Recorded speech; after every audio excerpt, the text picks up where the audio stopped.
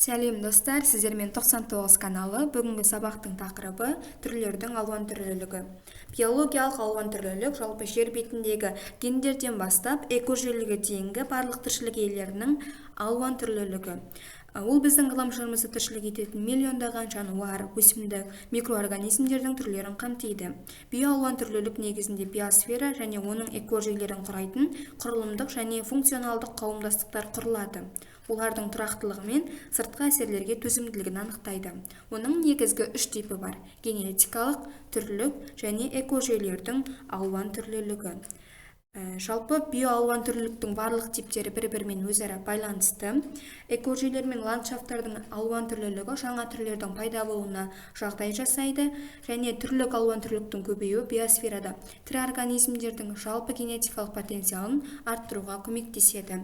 Қазіргі кезде ғалымдар тірі организмдердің жалпы саны 5-тен 30 миллионға жетеді деп жуықтауда. Соның ішінде 400 мыңдай өсімдік және 1 миллионнан астам жануар түрі кездеседі.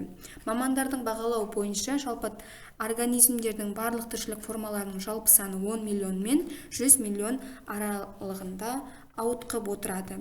Жалпы биоалуан түрліліктің маңызы неде? Ол экологиялық, экономикалық, медициналық, эстетика, ғылыми және этникалық.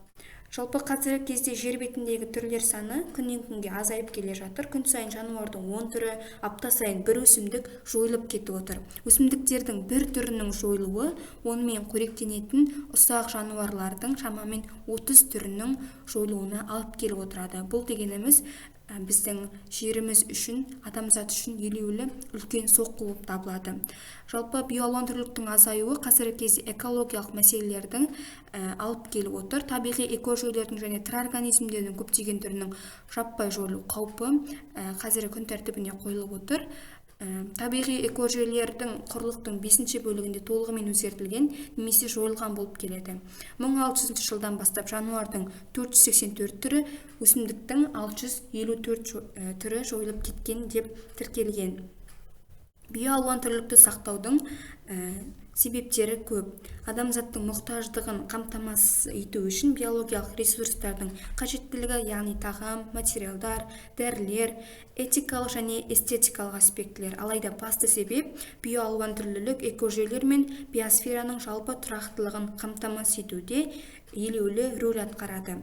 Және де климаттың тұрақтануы тіршілікке жарамды жағдайларды қамтамасыз етеді. Биоалуан түрлілік жердегі барлық биогеохимиялық және климаттық және басқа да процестерді жүзеге асыруда реттеуші қызметтерді атқарады. Қандай да болмасын, әр түр өзінің жергілікті экожүйесіне ғана емес, сонымен қатар жалпы биосфераның тұрақтылығын қамтамасыз етуге белгілі бір үлес қосып отырады. Сіздермен болған 99 каналы. Егер видео ұнаған болса, лайк басып, каналға жазылуды ұмытпаңыздар. 99 бен бірге даму.